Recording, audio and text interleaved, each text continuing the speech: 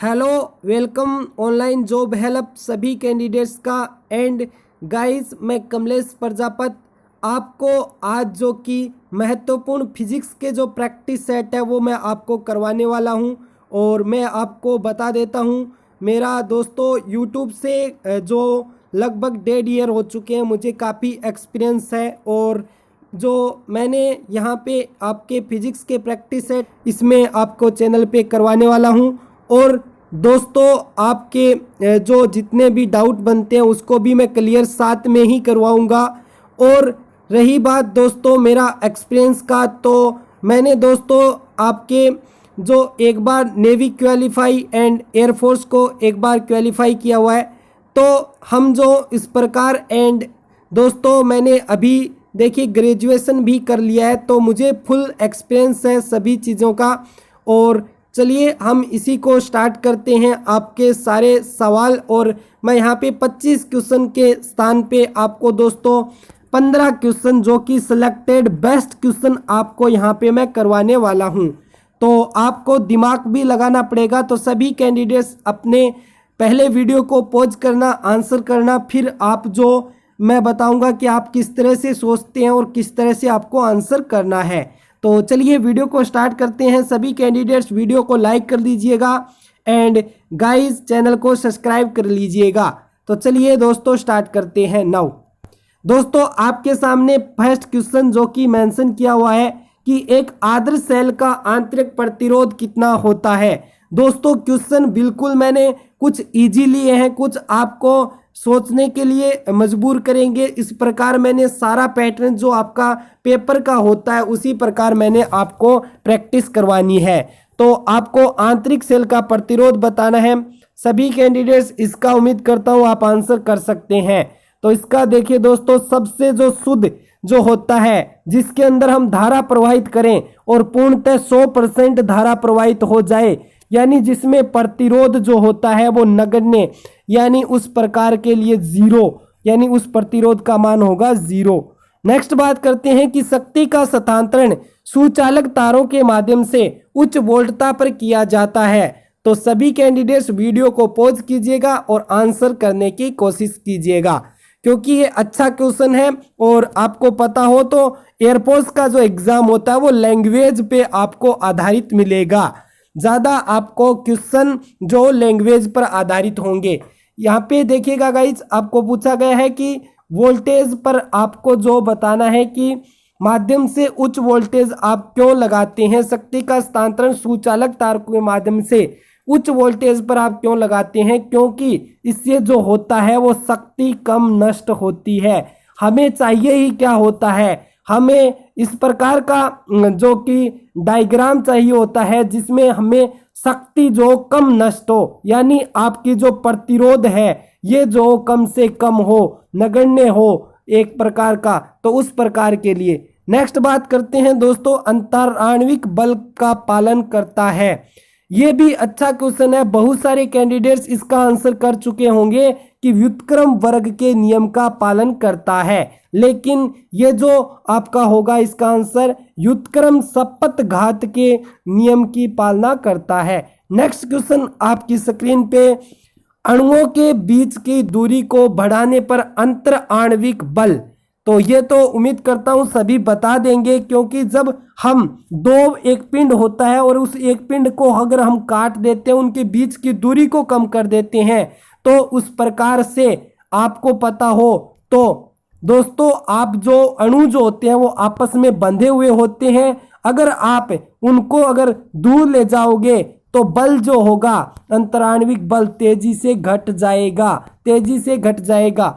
Next बात करते हैं दोस्तों, एक निश्चित लंबाई के एल्यूमिनियम के तार को खींचकर उसके व्यास को आधा कर दिया जाता है तो उसका प्रतिरोध हो जाएगा। बहुत ही अच्छा क्वेश्चन है, आप जो इस क्वेश्चन को सोल्व कीजिएगा दोस्तों, वीडियो को पॉज करके गाइज आप इसका आंसर करने की कोशिश कीजिएगा, क्योंकि बहुत ही अच्छा क्वेश्चन भी है ये। और आप जो दोस्तों आपने पढ़ा होगा कि प्रतिरोध जो होता है वो लंबाई के समानुपाती होता है, लेकिन आपको यहाँ पे व्यास भी आधा करना है। तो एक चीज आपने और भी पढ़ी होगी कि जो प्रतिरोध होता है वो L के समानुपाती और A के व्युत्क्रमानुपाती होता है। तो यहाँ पे दोस्तों आपके A का मान तो नहीं मेंशन किया हुआ, तो फिर आप इसका कैसे सोल्व करोगे?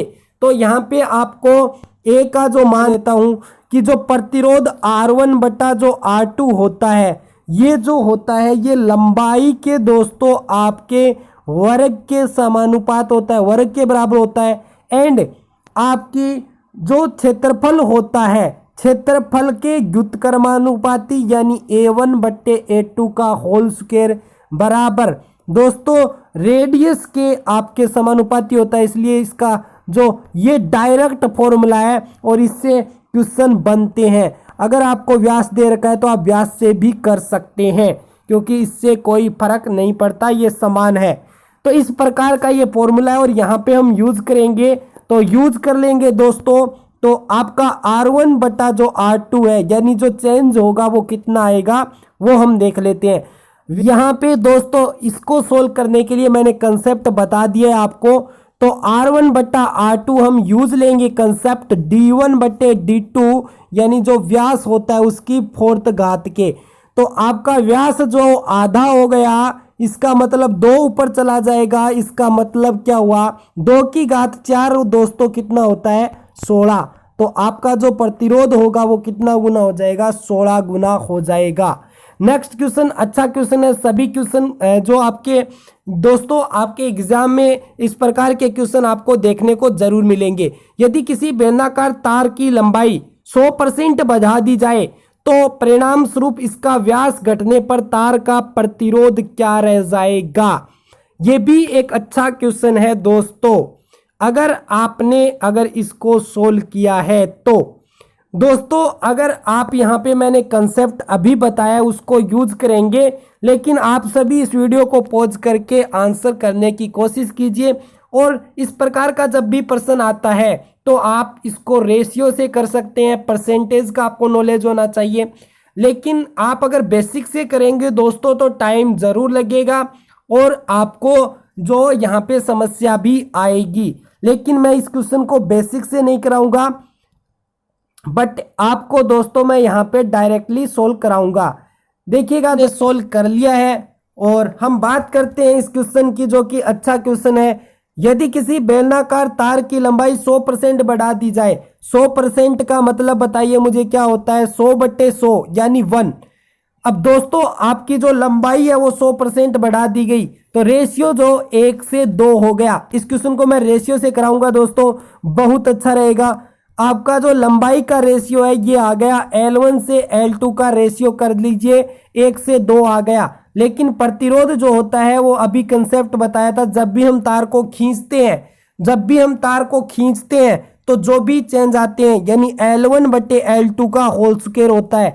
तो यहाँ से दोस्तों आपका जो रेशियो जो होगा L1 बटे L स्क्वायर यानी ये जो इस पे डिपेंड करता है, इसका जो मान होगा 1 से 4 हो गया, यानी 1 से 4 इसका स्क्वायर कर देंगे। अब देखिए कितना 3 बढ़ा है तो 3 बढ़ा है 1 पे इंटू 100 यानी कितना आ जाएगा 300%। 300% इस सवाल का आंसर हो जाएगा। उम्मीद करता हूँ सारे ने किया होगा। दोस्तों नेक्स्ट क्वेश्चन देखिएगा कि गैस के रुद्धोष्म प्रसार में तो इसका राइट आंसर की बात करें तो इसमें जो रुद्धोष्म प्रसार के अंदर ताप जो आपका घटता है, ये आपको कार्नो इंजन की दक्षता 100% होगी। ये दोस्तों आपके लग रहा होगा इजी क्वेश्चन, लेकिन ये एयरफोर्स के एग्जाम में आया हुआ है। 2019 में आया था, 2018 में आया था। ये क्वेश्चन बार बार रिपीट होता है। तो आपको ध्यान रखना है इस टाइम पे जब आपका T2 जो केल्विन होता है वो जो 0 केल्विन हो, ये चीज आपको ध्यान रखनी है। नेक्स्ट क्वेश्चन की बात करते हैं कि किसी द्रव से भरे पात्र के पैंदे पर दाब समानुपाती नहीं है। इस क्वेश्चन को आपको मैं करने का बेस्ट मेथड बताता हूं दोस्तों, उम्मीद करता हूं कि आपको समझ में भी आएगा। देखिए पेंदे का दाब समानुपाती नहीं है, आपसे ये पूछा गया है कि पेंदे का दाब समानुपाती नहीं है, तो आपको पहले ये सोचना होगा कि दाब किसके जो करता है। तो दाब जो होता है वो क्षेत्रफल के व्युत्क्रमानुपाती होता है। तो इसमें जो आपका पहले जो आप जानते हैं उसको फोकस कीजिएगा, तो राइट आंसर हो जाएगा, क्योंकि ये क्षेत्रफल के समानुपाती नहीं होता, व्युत्क्रमानुपाती होता है। नेक्स्ट क्वेश्चन की बात करते हैं, निम्नलिखित में से आदर्श कर्षण पिंड का उदाहरण है। तो इसका जो आंसर हो जाएगा दोस्तों क्या होगा, काजल, ब्लैकबोर्ड, सूक्ष्म छिद्र युक्त। तो आपको पता हो काजल और ब्लैकबोर्ड दोनों ही कर्षण पिंड के उदाहरण है आदर्श, लेकिन इसका जो सूक्ष्म छिद्र बॉक्स है ये कहां से आ गया, यही इसका आंसर है। नेक्स्ट क्वेश्चन बात करते हैं दोस्तों, इस प्रकार के कंसेप्चुअल जो क्वेश्चन है ये भी आते हैं। सितार से श्रोता तक वायु में वाहित ध्वनि तरंग निम्न में से होगी, तो आपको ये बताना है। तो इससे दोस्तों ध्वनि से क्वेश्चन और आपके जो अनुप्रस्थ और अनुदैर्घ्य इनमें आपके क्वेश्चन हमेशा आते हैं, और मैं हमेशा याद करने के लिए बोलता हूं कि अनुदैर्घ्य को याद रखो, अनुप्रस्थ का मतलब याद रखो लंबवत, और इसका मतलब रखो दिशा में, अनुदैर्घ्य का मतलब दिशा में। तो इसका जो राइट आंसर होगा ये दोस्तों आप जब ज़्यादा प्रैक्टिस करेंगे तभी जो है ये चीज़ें क्लियर होगी। तो इसका आंसर हो जाएगा प्रगामी अनुदैर्घ्य तरंग। परगामी अनुदैर्घ्य तरंग होती है दोस्तों जो आपके सितार से आपको आपके कानों तक सुनाई देती है। तो चलिए नेक्स्ट क्वेश्चन की बात करते हैं। नेक्स्ट क्वेश्चन है कि अनुनाद एक उदाहरण है। अनुनाद एक उदाहरण है, ये क्वेश्चन दोस्तों आपके एग्जाम में आया हुआ है, आपको एग्जाम में देखने को मिल सकते हैं ऐसे क्वेश्चन, और ये क्वेश्चन आपका आया हुआ भी है। प्रणोदित कंपन इसका उदाहरण है, याद रखना, इंपॉर्टेंट भी है। वाष्प ईंधन में उबलते हुए जल का तापमान किस कारण उच्चतम होता है, ये भी अच्छा क्वेश्चन है, बताइएगा सभी कैंडिडेट्स। बहुत अच्छा क्वेश्चन दोस्तों, जो आपका वाष्प इंजन भाप इंजन होता है वो आपको बताना है। तो आप वीडियो पॉज करके आंसर और कमेंट बॉक्स में भी कर दीजिएगा कमेंट। बॉयलर के अंदर उच्च दाब होता है, ये इसका आंसर हो जाएगा। नेक्स्ट बात करते हैं, यदि मनुष्य की नाड़ी में विद्युत धारा प्रवाहित की जाती है तो मनुष्य, आपको पता है तो दोस्तों मनुष्य पे जब एक बार आपको झटका लगता है तो आपको एक बार ही एहसास होता है, इस कारण जो इंसान जो होता है वो दर्द के कारण सुन्न हो जाता है।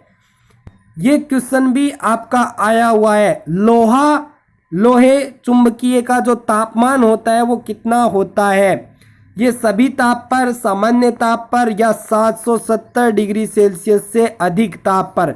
लेकिन इसका आंसर हो जाएगा दोस्तों 770 डिग्री सेल्सियस से कम ताप पर जो लोहे चुंबकीय पदार्थ होता है। नेक्स्ट बात करते हैं दोस्तों आपका जो कि लास्ट क्वेश्चन है और बहुत ही अच्छा क्वेश्चन। किसी स्थान पर नति कोण 60 डिग्री है, पृथ्वी के चुंबकीय क्षेत्र क्षैतिज घटक 0.4 × 10⁴ टेस्ला है, पृथ्वी का कुल चुंबकीय क्षेत्र। तो यहाँ पे सबसे पहले आपको क्वेश्चन पढ़ते ही क्वेश्चन को करना नहीं है, आपको पहले आंसर को शो करना है, आंसर देख लेना है। आंसर जो मी यानी इसका मतलब है दोस्तों मिली में है, तो आपको पता होना चाहिए कि जो 1 मिली होती है वो 10⁻³ मीटर होती है। इस प्रकार आपको आंसर लाना है। इसका सूत्र आपको याद होना चाहिए, फॉर्मूला आपको याद है तो आप इस क्वेश्चन को आसानी से बना लोगे। उम्मीद करता हूं कि आपने बना भी लिया है। तो आपका जो दोस्तों आपका जो क्षैतिज घटक का फॉर्मूला होता है, क्षैतिज के अंदर याद रखना, क्षैतिज में दोस्तों कोस थीटा आता है, और आपका जो दोस्तों ऊर्ध्वाधर घटक होता है उसके अंदर साइन थीटा आता है। ये अगर याद है तो आप आसानी से बना लोगे। तो इसका जो हो जाएगा दोस्तों 0.4 × 10⁻⁴ बराबर आपको जो चुंबकीय क्षेत्र निकालना है इनटू आपका कितना आ जाएगा कोस 60 डिग्री। कोस 60 डिग्री का मान सभी को पता होगा, उम्मीद करता हूँ 1/2।